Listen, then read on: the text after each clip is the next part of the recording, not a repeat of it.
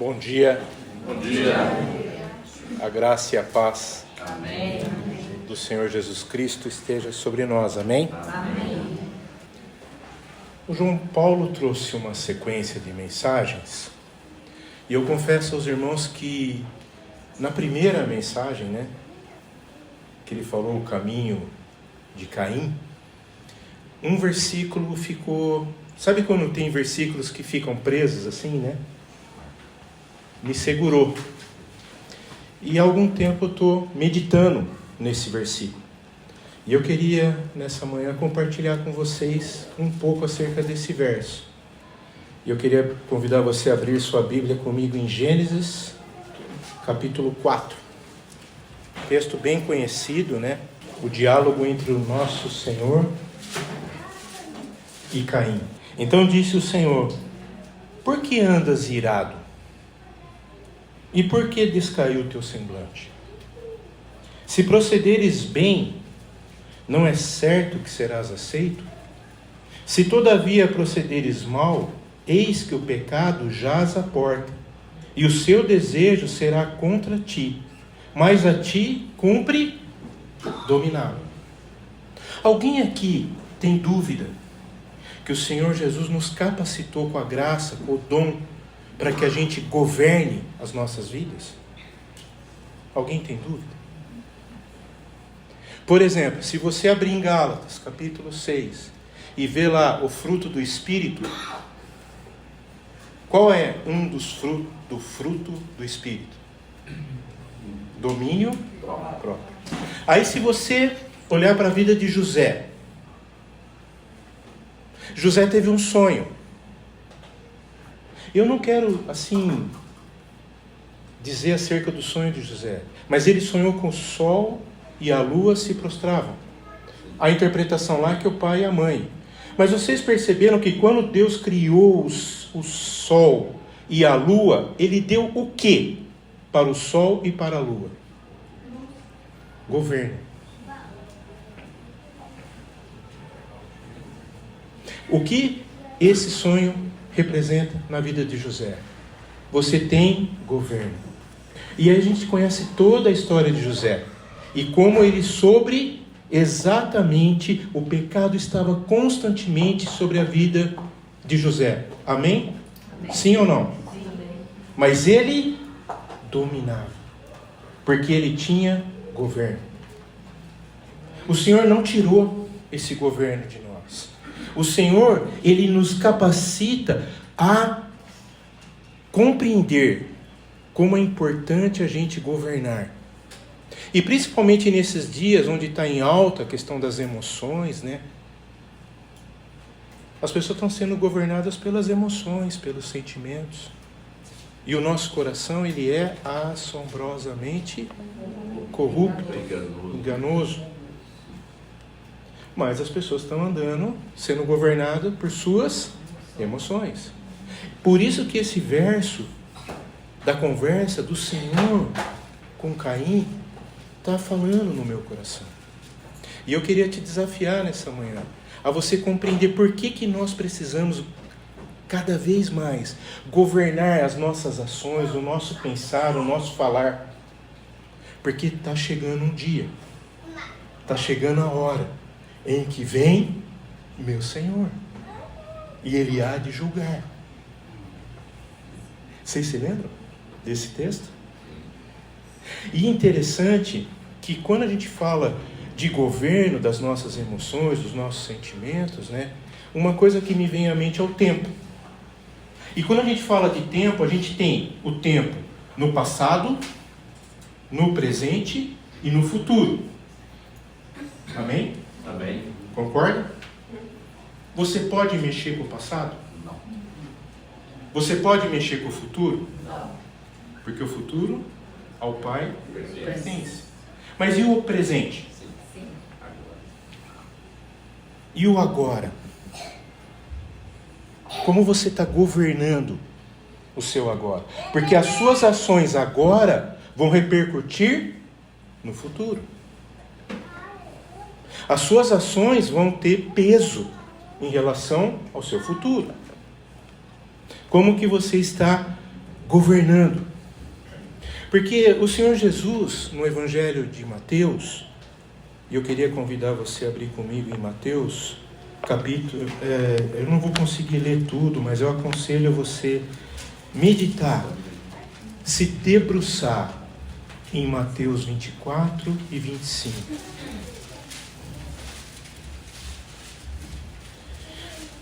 Como que vai terminando o capítulo 24? Se você olhar o versículo 22, ele diz assim: portanto, vigiai, porque não sabeis em que dia vem o nosso Senhor. Vigiai. Como que você está governando os seus passos? Como que você está conduzindo o seu pensar, o seu falar, o seu agir? Porque, como eu disse, por que é importante a gente valorizar o presente? Porque somente no presente nós temos poder de ação. Eu posso fazer as coisas diferentes. Eu olho para o passado e me arrependo de algumas ações que eu tive. Então, presta atenção nesse detalhe, porque é importante, amados. Porque se a gente tem poder de ação no presente, a gente tem alguém que não quer que a gente tenha ação no presente. Nós não podemos estar desatentos, porque o nosso adversário, ele é cruel. E uma das coisas que o diabo mais tem feito nos nossos dias, ou alguém tem dúvida que o nosso inimigo é o diabo? A maior ação dele é tirar de nós o poder de ação do presente. Por quê? O Senhor chamou, nos deu uma comissão. Faça discípulos. Nós não conseguimos fazer. O Senhor falou, vocês não conseguem orar nem uma hora. Não conseguimos orar uma hora. Vamos ser sinceros. Poder de ação. Vigiar e orar em todo o tempo. A gente consegue vigiar e orar em todo o tempo? Por quê? Porque é uma luta. No campo espiritual o inimigo não quer. Por quê? Em nós há poder. Em nós há virtude. Há graça. Mas o inimigo não quer que a gente caminhe segundo o governo que o Espírito Santo quer fazer nas nossas vidas. O Espírito Santo nos dá todo poder, toda capacidade que nós temos para agir. O Espírito Santo nos dá. Mas a gente consegue? O quanto a gente tem confiado no agir do Espírito Santo em nós? E eu queria citar, por que é importante, amados? E eu queria assim que você deixasse o Espírito Santo falar ao teu coração. Por que é importante a gente estar atento às nossas ações nos nossos dias? Porque todas as nossas ações, segundo a vontade do Senhor, elas têm um peso de glória. Lembra o que o autor fala? Se um pecador se arrepender, há festa no céu. O que precisou acontecer para que esse pecador se arrependa? Quem sabe? O Evangelho precisou ser pregado. A pessoa precisou ser confrontada com a ação do Espírito Santo. E quem é o portador dessa mensagem? Dá uma olhadinha para quem está ao teu lado aí. Olha que bonito. Olha que portador lindo, né? Queridos, nós somos esses embaixadores. Embaixadores do reino. A nós foi confiado essa mensagem. Mas por isso eu quero de novo perguntar: quem tem governado nossas vidas? Cristo ou nós? Quem tem ajudado eu e você tomarmos as decisões? Quem tem sido a âncora da nossa fé? Quem? O Senhor? Ou nós? Porque às vezes a gente está com uma situação, né? A primeira coisa que a gente recorre, o brasileiro é muito tremendo, né? É o cheque especial. A primeira coisa que a gente recorre é, a gente tenta resolver as coisas do nosso jeito, e o Espírito Santo quer nos ajudar. Amados, creia no milagre. Deus pode fazer um milagre.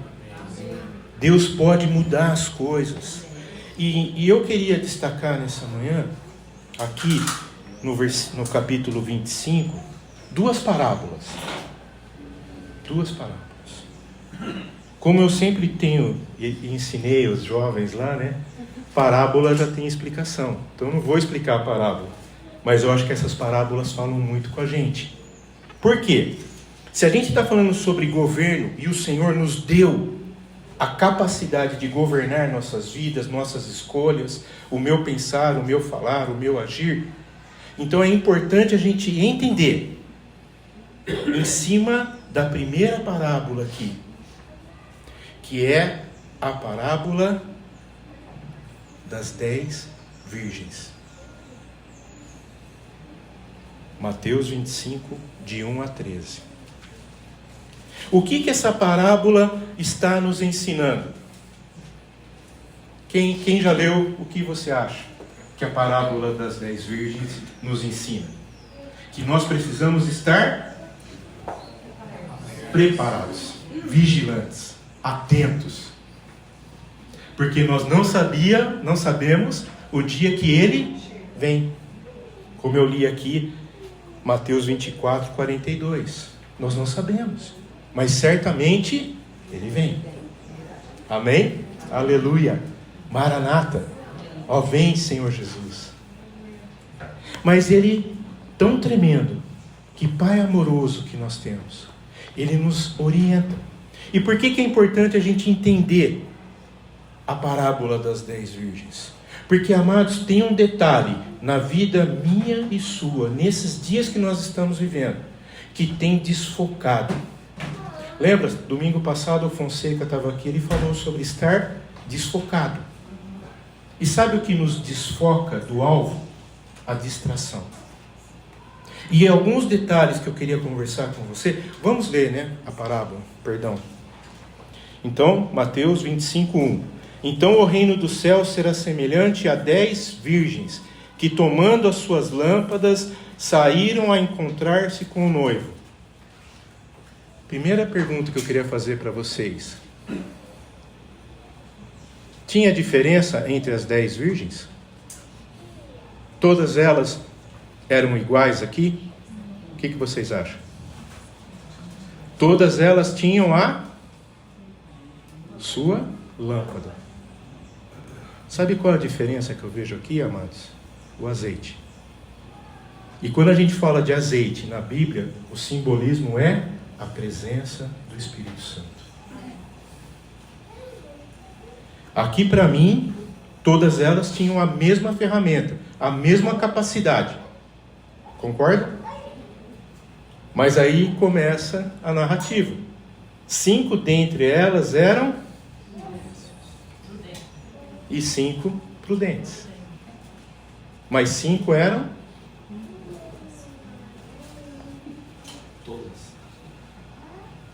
tolas, né? Nessas. Nós estamos em que time aqui? Amados, deixa o Espírito Santo falar ao teu coração. O quanto você tem deixado o Espírito Santo governar a tua vida.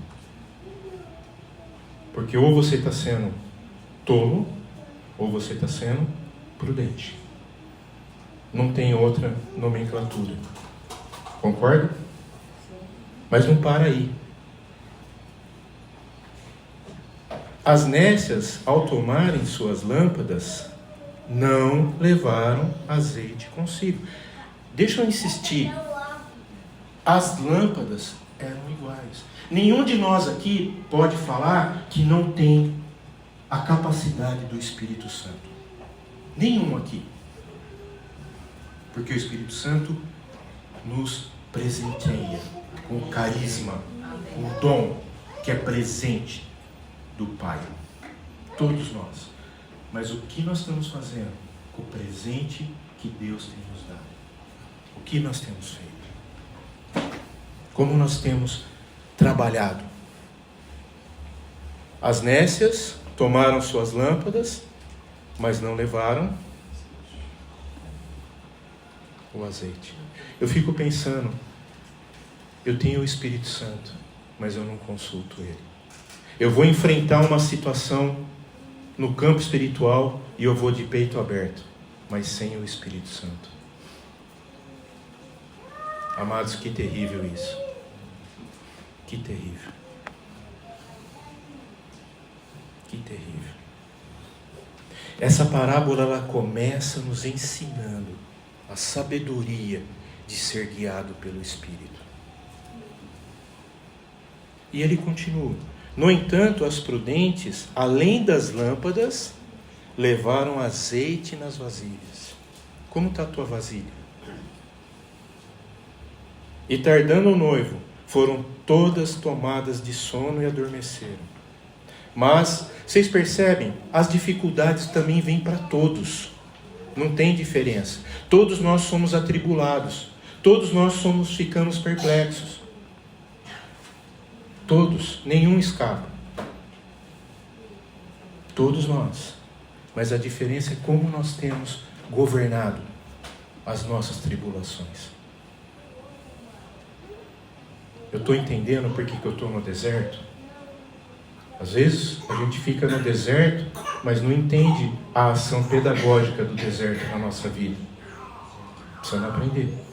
Por que o Senhor está permitindo acontecer certas coisas?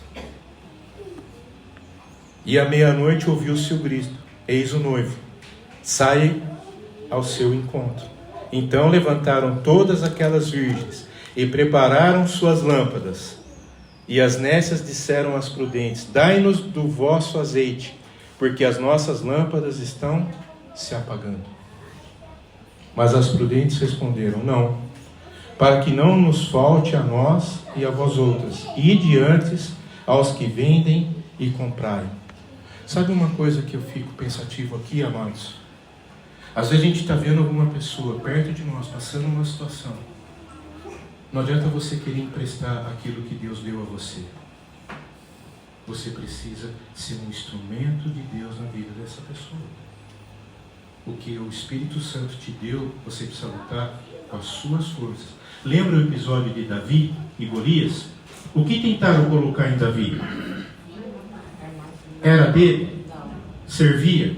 Ele sabia manejar a espada? O que ele usou?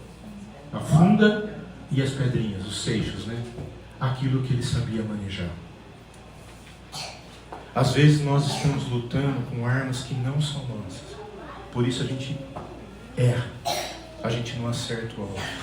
E muitas vezes, amados, deixa eu dizer para vocês, a distração faz a gente usar armas que a gente não sabe usar. Cuidado com isso. Cuidado com isso. A gente precisa estar atento.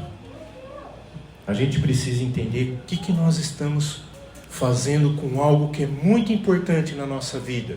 E a maioria de nós tem dificuldade, porque nós não conseguimos governar o tempo. Aí a gente vira e fala: o tempo é mau, o tempo é curto, o tempo é isso. Senhor, me perdoe, eu não estou sabendo governar o tempo. Me ajuda. Espírito Santo, me capacita. Vocês vão ver a coisa como acontece diferente. Como a gente muda as coisas. Como é importante a gente aprender. Por quê? Como eu falei um pouco antes, a Bíblia nos revela que o futuro, muitas vezes a gente recebe uma palavra profética referente ao futuro, mas é para que a gente tenha motivação para tomar e fazer as escolhas corretas. Por isso a gente recebe palavras proféticas. É o Senhor lançando esperança no nosso coração. Faça a escolha correta. Como que a gente tem trabalhado? Aí a gente vê, né? As prudentes ficaram de fora. As nécias ficaram de fora. Perderam o tempo da visitação. Para um pouquinho, pensa comigo. Às vezes a gente fala que a gente não tem tempo para orar. Tá certo? Vocês concordam? Mas vocês já perceberam como as pessoas têm tempo para maratonar dorama? Não estou brincando, mas falando sério. Eu sei porque isso é uma coisa que eu luto contra isso. Eu estou aprendendo que eu tenho o domínio no dedo. Em vez de fazer assim, né? É o clique. Clique. Eu pego a Bíblia, não consigo ficar ao mesmo tempo que eu fico no dorama. Qual é a mensagem que o dorama está passando para a tua vida? Qual o governo que você está tendo? Mas nós precisamos acordar, entender. Acorda, ó igreja, desperta tu que dormes. E Cristo... Amém? Estar preparados. Mas não para aí. Tem uma outra parábola. E eu queria dedicar um tempo maior nessa segunda parábola. Porque para mim, o maior problema dos nossos dias está nessa parábola. A parábola dos talentos.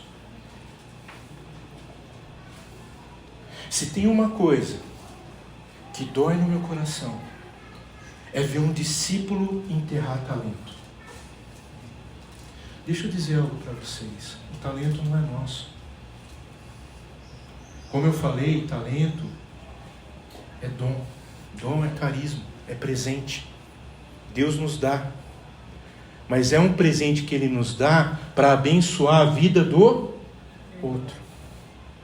Eu, assim, tirando o dom de línguas, que edifica-nos a nós mesmos, os outros dons, você é um instrumento para abençoar a vida do irmão. Mas a minha pergunta, o que nós estamos fazendo com o talento que o Senhor nos deu? E mais uma vez, eu queria enfatizar uma coisa. A parábola das 10 virgens, ela é um alerta espiritual. Amém? Mas a parábola dos talentos, ela prioriza o quê? O servir. O quanto eu estou servindo ao reino. O quanto eu tenho sido uma bênção na vida do meu irmão. Não sei se vocês perceberam, mas o mundo corporativo já descobriu o talento, o dom, a graça que está na tua vida. Porque você pega e fala assim, essa pessoa é um excelente vendedor. Essa pessoa é um excelente matemático. Essa pessoa é um excelente cientista. Olha, ele consegue fazer remédios, aquela coisa maravilhosa.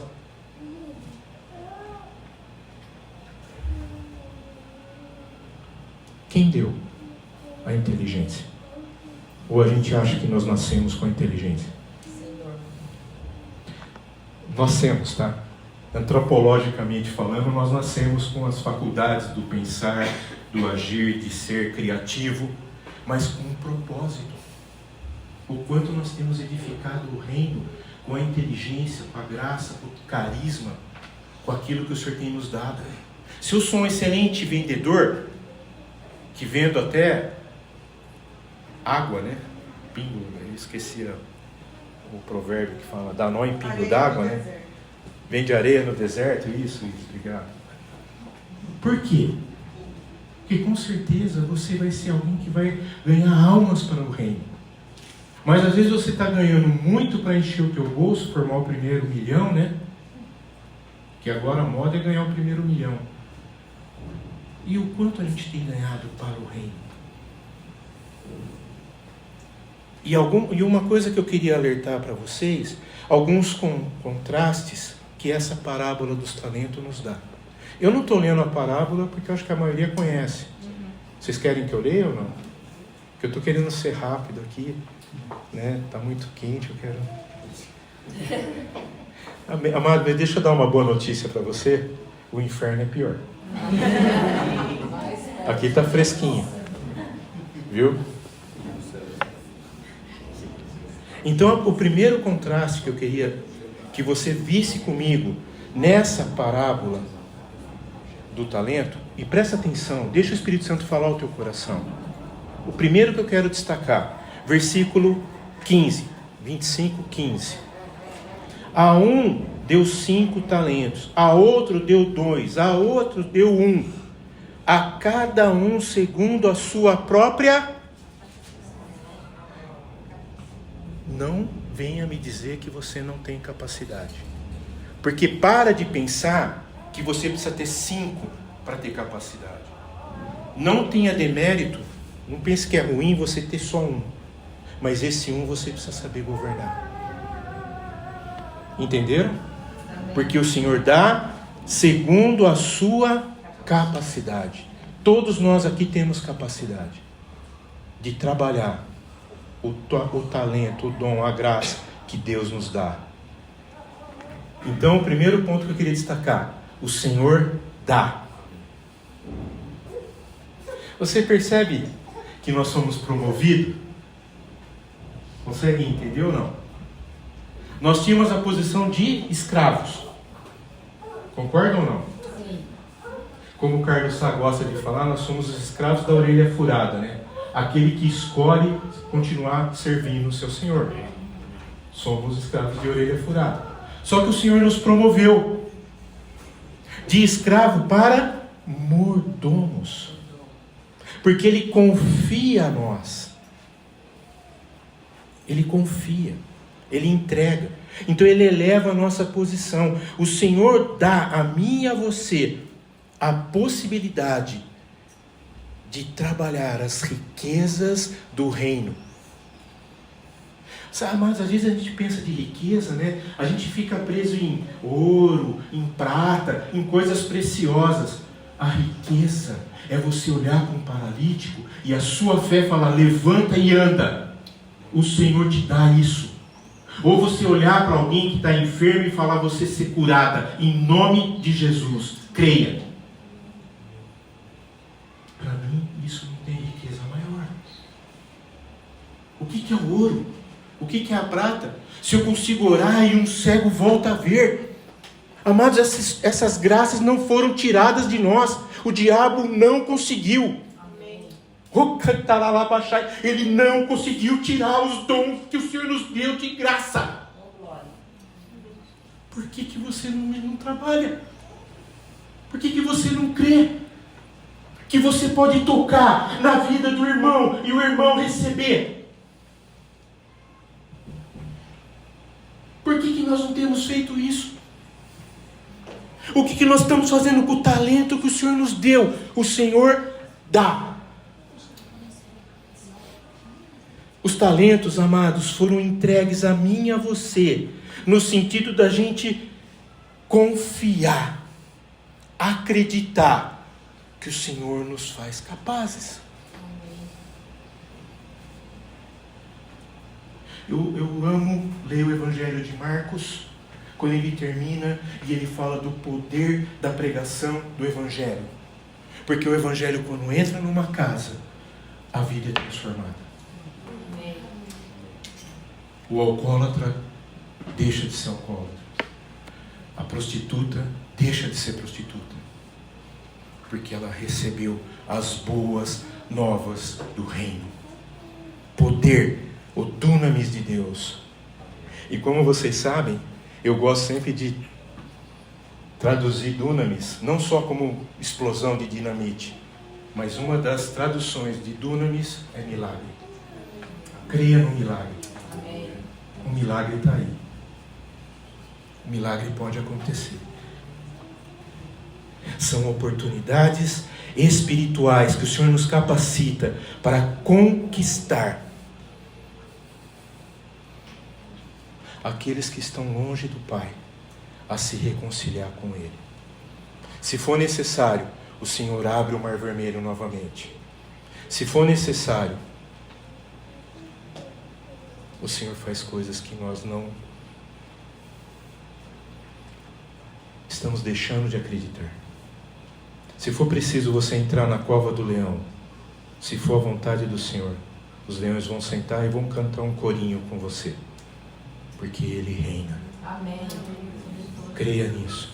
Amém, amém, queridos? Amém. E tem um outro ponto que ele destaca aqui: os servos do Senhor. Como eu falei, aos dois foi concedido habilidades. Ambos receberam habilidades, mas um foi negligente. Eu gosto muito dessa passagem paralela que está no Evangelho de Lucas, né? Quando ele fala que ele embrulhou o talento num lenço e enterrou, né? E eu por mim, assim, eu fico pensando, né? Por que o texto está citando lenço? Amados, o lenço não foi feito para embrulhar dinheiro. Foi? O lenço foi feito para tirar suor, né? Limpar as cacas, né? Tirar assim o suor, né? Não é isso? O lenço não foi feito para embrulhar dinheiro. Então o que quer dizer isso? É você querer dizer para o Senhor que você está fazendo algo que você não tem capacidade para fazer. E isso é uma ofensa ao Espírito Santo. Porque o Espírito Santo é o poder de Deus em nós.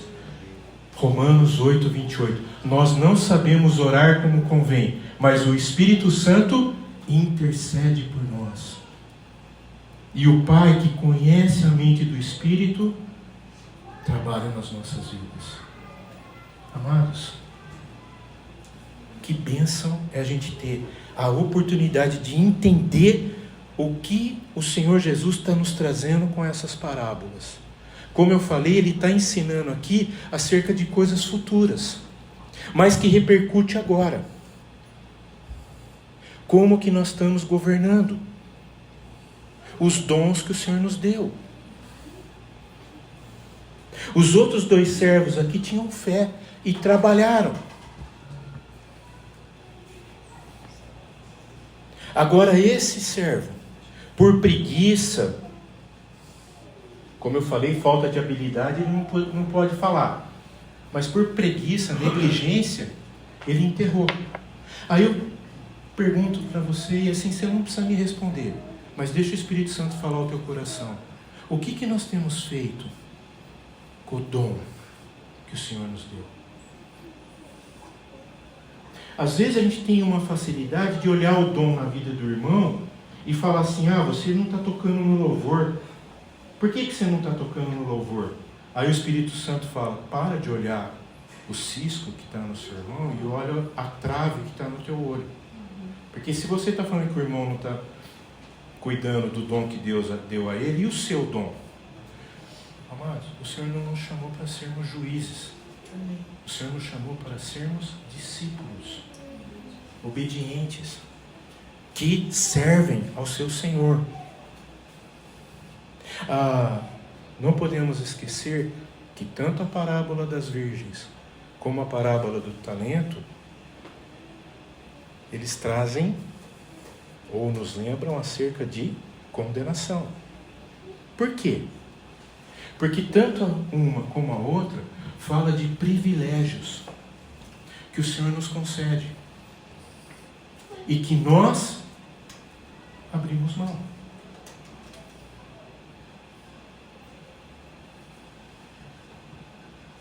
Estamos trocando a bênção por um prato de lentilha. Estamos trocando a bênção por uma coisa banal.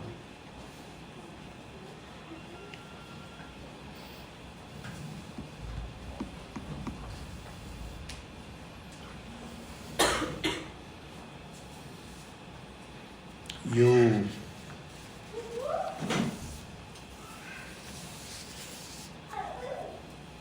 queria concluir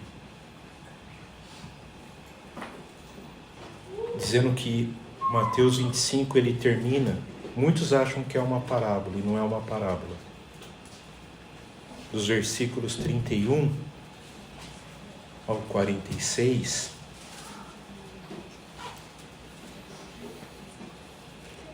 ele diz o que vai acontecer. Podemos ler? Mateus 25, a partir do 31. Quando vier o Filho do Homem na sua majestade, e todos os anjos com ele, então se assentará no trono da sua glória, e todas as nações serão reunidas em sua presença, e ele separará. Aqui ele está concluindo uma outra parábola que ele deu, né? Do joio e do trigo, né? Ele falou para a gente não fazer essa separação. Ele fará. Ele vai fazer. Ele vai separar uns dos outros, como o pastor separa os cabritos das ovelhas. E porá as ovelhas à sua direita e os cabritos à sua esquerda. Então dirá o rei aos que estiverem à sua direita: vinde, benditos de meu Pai, entrai na posse do reino que vos está preparado desde a fundação do mundo. Porque tive fome. Amados, deixa o Espírito Santo falar ao teu coração. Presta atenção. Tive fome e me deste de comer. Tive sede e me deste de beber. Era forasteiro e me hospedaste. Estava nu e me vestistes. Enfermo e me visitastes. Preso e foste me ver. Então perguntaram os justos: Senhor, quando foi que te vimos com fome, ou te demos de comer, ou com sede, e te demos de beber? E quando te vimos forasteiro e te hospedamos, ou nu e te vestimos? E quando te vimos enfermo ou preso e te fomos visitar? O rei,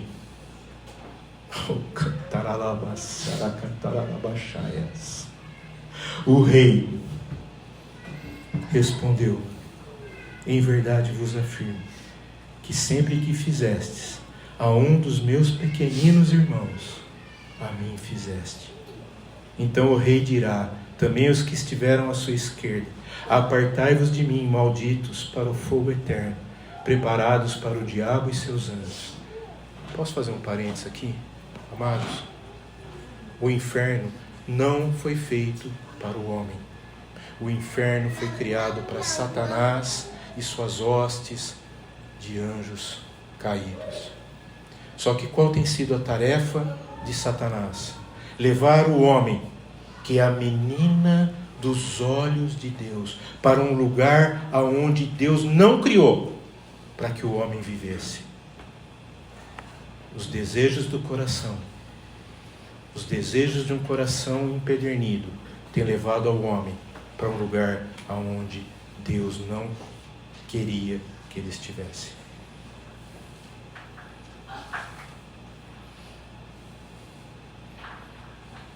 Porque tive fome e não me deste de comer, tive sede e não me deste de beber, sendo forasteiro, não me hospedaste, estando nu, não me vestistes, achando-me enfermo e preso, não foste me ver. E eles lhe perguntarão: Senhor, quando foi que te vimos com fome, com sede, forasteiro, nu, enfermo ou preso, e não te assistimos? Então lhe responderá: em verdade vos digo, que sempre que deixasses de fazer a um desses mais pequeninos a mim, o deixasses de fazer. E irão estes para o castigo eterno, porém aos justos para a vida eterna. Amados, deixa o Espírito Santo falar ao teu coração. Quem tem governado sua vida? E eu quero encerrar voltando a Gênesis 4. Para que fique bem gravado na nossa mente a fala do Senhor com Caim. Gênesis 4, 6. Então disse o Senhor: por que andas irado? Vocês já perceberam como o cristão tem andado irado? Então o Senhor está perguntando: por que andas irado? Por que tem descaído o teu semblante? Se procederes bem, não é certo que serás aceito? Governa tua vida. Governa tua vida. Se todavia procederes mal, eis que o pecado jaz à porta, e o seu desejo será contra ti. Lembra disso. Não seja governado pelos seus desejos. Deixa o Espírito Santo governar. Porque a ti cumpre governar. Amém, queridos?